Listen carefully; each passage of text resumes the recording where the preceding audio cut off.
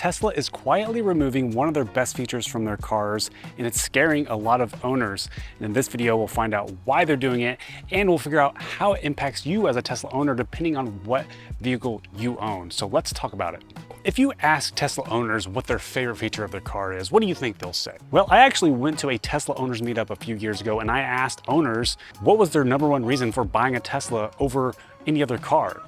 So what was like the #1 reason why you bought your Tesla? Safety. Safety, okay.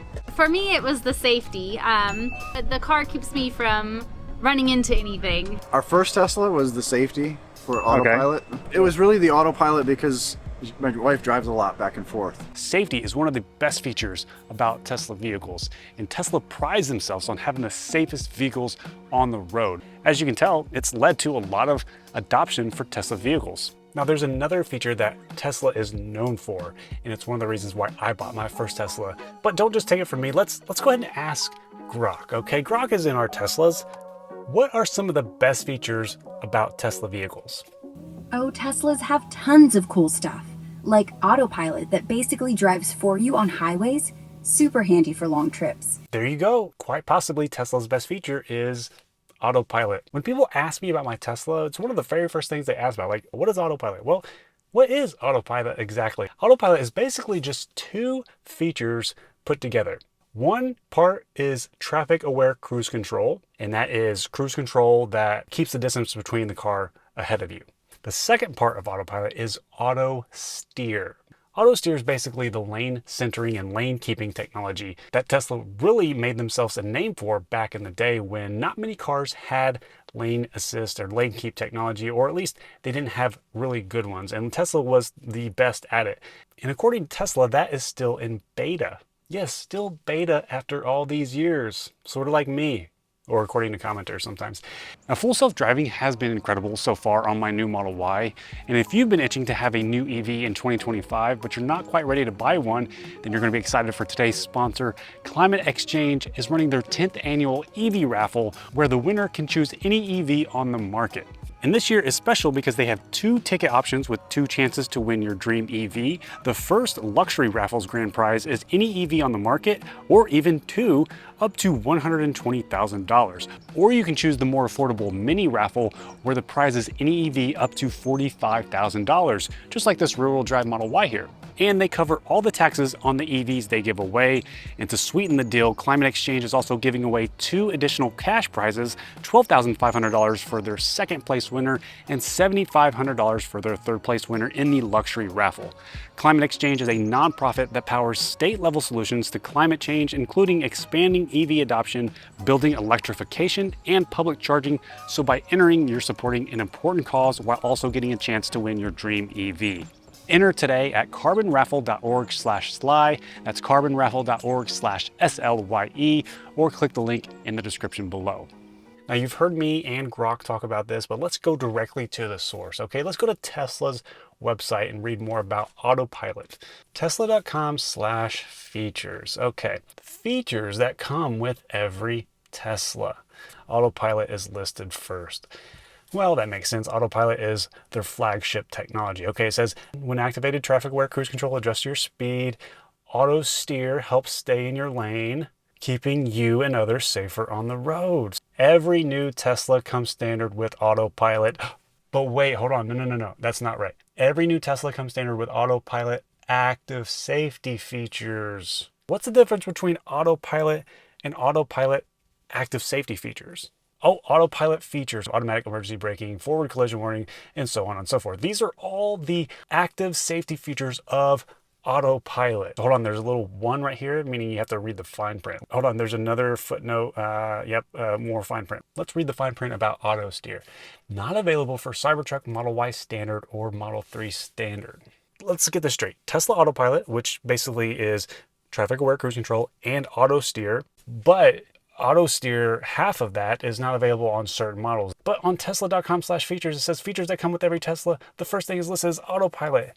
So is it wrong to assume when they put autopilot here, it should come with auto steer as well? No longer do all Tesla vehicles come with what we have come to know as autopilot. They all come with autopilot active safety features, except auto steer, because you have to read the fine print. And a big portion of autopilot is auto steer. Now that that's no longer being included on all Tesla vehicles like it has been in the past, Tesla is obviously, pushing all the newer Teslas to try to get full self-driving. Because here's the thing, autopilot is really kind of simple in a way that it just uses lane markings that it sees from the cameras and tries to keep the vehicle within those lane markings. While full self-driving, on the other hand, is completely based on a neural network, and it uses a lot more data and processing power. Tesla really took a step back, in my opinion, when they removed auto steer from these newer standard vehicles. But what about the legacy Teslas? I have a 2022 legacy Tesla Model Y that doesn't have full self-driving, unlike this 2026 Model Y, which has full self-driving on it. Not all Tesla vehicles are going to be capable of running the newest versions of full self-driving. Tesla is trying to simplify it and make it easier for updates to come along in the future, over-the-air updates. If everybody's on the same software stack, then it will be easier for them to release features or updates to that software. The question is, what happens when Tesla completely ditches the legacy autopilot software? Does that leave out a lot of Tesla vehicles? The only way forward is to release the full self-driving software to all Tesla vehicles, and then from there on, strip it down and nerf certain features based on whatever vehicle it is or whatever software package that vehicle has. I have the latest version 14 of full self-driving, which has been pretty fun so far. I mean, it can drive pretty much anywhere from point to point and park itself, but there is a problem when it comes to autopilot and traffic aware cruise control. Now, all the new Model 3s and Model Ys, they don't come with the right stalk at all. And so that means all the full self-driving or autopilot is controlled just with this right scroll wheel. And if you have full self-driving like I do, when you go to autopilot settings, there are 3 different options: traffic aware cruise control, auto steer beta, and the full-blown full self-driving supervised. Now, the last couple of iterations of full self-driving, whenever you had full self-driving enabled, you couldn't enable traffic aware cruise control or auto steer. It was just full self-driving or you driving manually. So my workaround for that was to create a different profile. Worked great. And that allowed me to quickly switch between traffic aware cruise control, autopilot, or full self-driving while I was driving. And that was the only way to get access to all 3 features while you were driving. So let's let FSD drive us to a destination real quick. Let's just say I wanted to take over and I want to enable traffic aware cruise control. Previously, before version 14, I would just go here and I'd change it to traffic aware cruise control. Okay, so I just did that. Well, I just got an error message right here. It says autopilot feature preference could not be applied. Traffic aware cruise control will enable on park. That's a new message. And if I go to autopilot driver profile, it's saying the same thing. Autopilot feature preference could not be applied. Auto steer will enable on park. So the workaround for having access to autopilot or traffic aware cruise control is no longer available. You can't switch between driver profiles while you're driving and gain access to those features anymore. You have to stop and park and turn them on, even though they were already turned on. It basically does a complete reset. Each time you drive, you can't dynamically change between driver profiles to gain access to those features. So what does this mean going forward?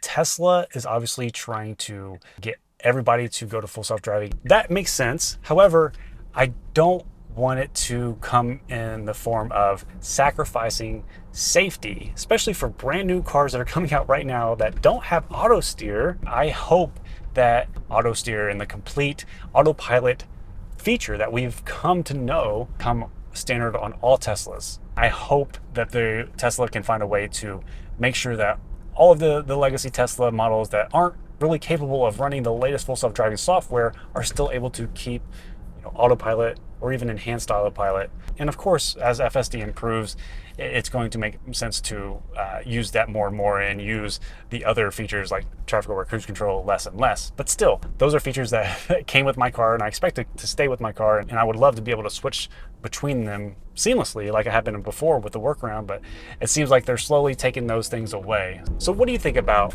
these moves by Tesla, removing auto steer from the new Model Y and Model 3 standards? And does it even matter to you? Do you even care? Okay, I certainly hope so. Thank you so much for watching. My name's Andy. I'll talk to you in the next one.